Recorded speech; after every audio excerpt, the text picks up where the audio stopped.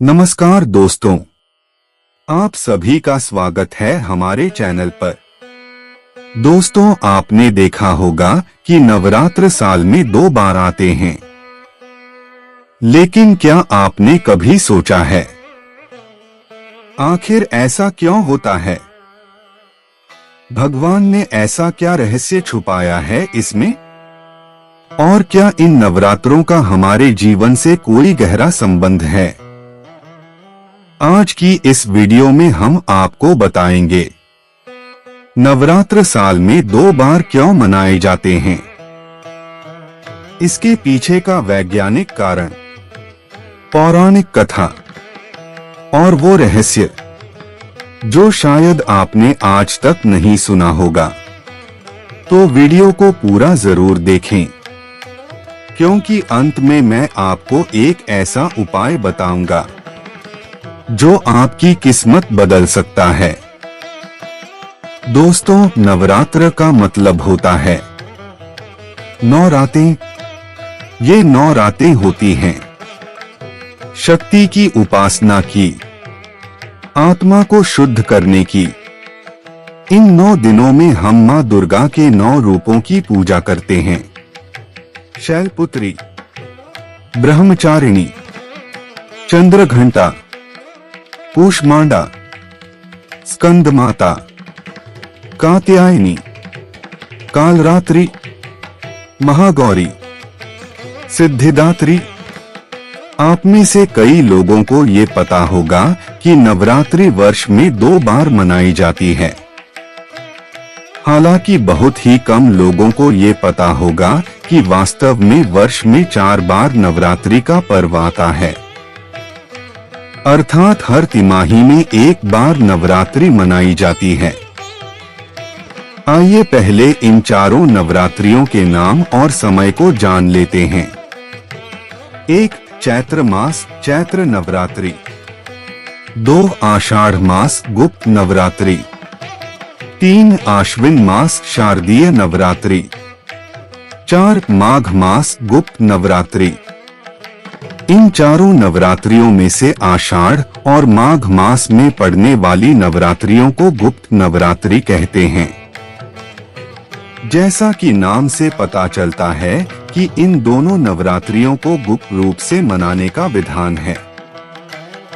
जहां चैत्र और शारदीय नवरात्रियों को गृहस्थ एवं पारिवारिक लोगों द्वारा मनाए जाने का विधान है, वही दोनों गुप्त नवरात्रियां तांत्रिक एवं साधना करने वालों के लिए अति उत्तम बताई गई है।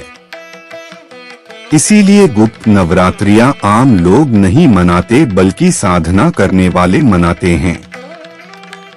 इन चारों नवरात्रियों का महत्व समान है और इनमें माता आदिशक्ति के 9 रूपों की पूजा की जाती है। यदि चैत्र और शारदीय नवरात्रि की बात करें तो चैत्र नवरात्रि को साधारण तरीके से और शारदीय नवरात्रि को बहुत धूमधाम से मनाया जाता है। शायद इसलिए कुछ लोगों को चैत्र नवरात्रि के विषय में भी पता नहीं होता।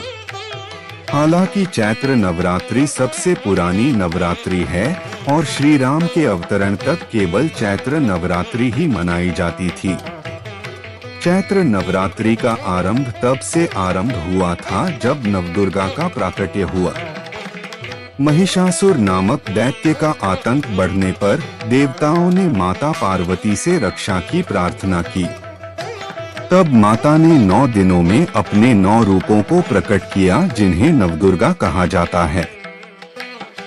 इन्हीं 9 दिनों को चैत्र नवरात्रि के रूप में मनाए जाने लगा। इस प्रकार चैत्र नवरात्रि सबसे प्राचीन और पहली नवरात्रि है। शारदीय नवरात्रि माता दुर्गा से है। कथा के अनुसार महिषासुर के वध के लिए त्रिदेवों के तेज से माता दुर्गा का प्राकट्य हुआ। सभी देवताओं ने उन्हें अपने अपने अस्त्र शस्त्र प्रदान किए, जिससे माता अजय हो गई। तब उन्होंने महिषासुर को युद्ध के लिए ललकारा। 9 दिनों तक हुआ एक घोर युद्ध के बाद 10वें दिन माता ने महिषासुर का वध कर दिया।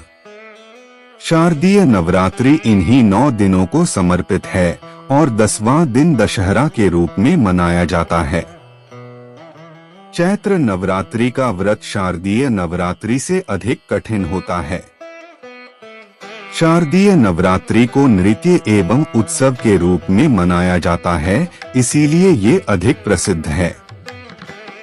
वैसे तो दशहरा पूरे भारत में मनाया जाता है, किंतु बंगाल की दुर्गा पूजा विशेष रूप से प्रसिद्ध है। दशहरा बंगाल का सर्वाधिक महत्वपूर्ण पर्व माना जाता है।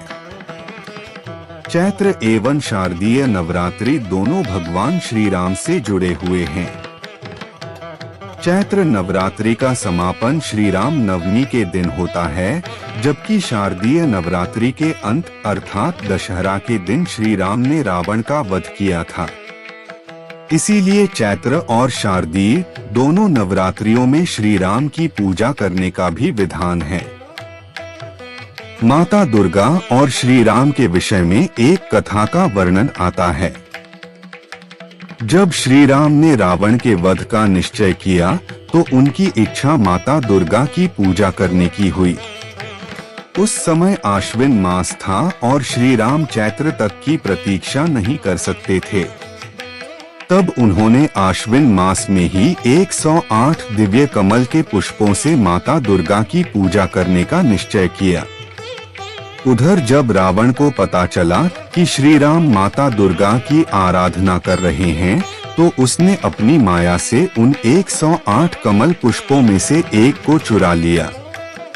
इसके कारण अंतिम आहुति में व्यवधान पड़ गया। तब श्री राम को याद आया कि उन्हें कमल लोचन भी कहा जाता है।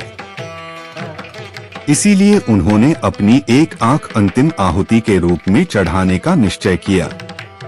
जैसे ही उन्होंने अपने बाण से अपनी आंख निकालने का प्रयास किया, माता दुर्गा ने प्रकट होकर उनका हाथ पकड़ लिया। उनकी इस अद्भुत भक्ति से प्रसन्न होकर माता ने उन्हें विजयश्री का आशीर्वाद दिया।